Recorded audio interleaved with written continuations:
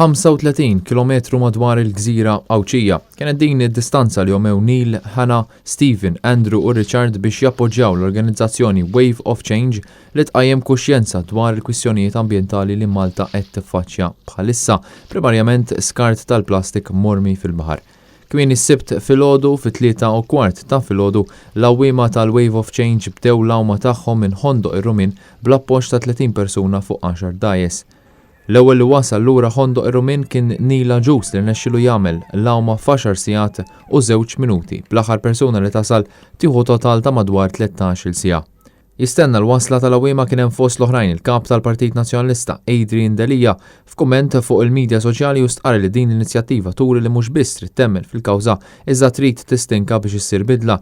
Dan irid isir fl-interess tal-pubbliku in ġenerali fejn fost l-oħrajn diġà saru inizjattivi bħal Kayak to Clean 81 km madwar Malta, kif ukoll ġirja madwar Malta u anke għawma ta' 70 km madwar Malta.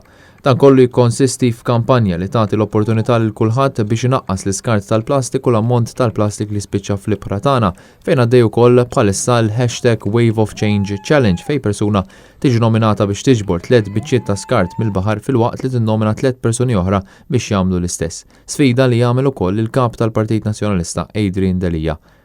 Tajjeb li wieħed isemmi li 381 miljun tunnellata ta' plastik ġew prodotti fl-2017 filwaqt li 9% biss tal-plastik li qatt ġie prodott ġie riċiklat.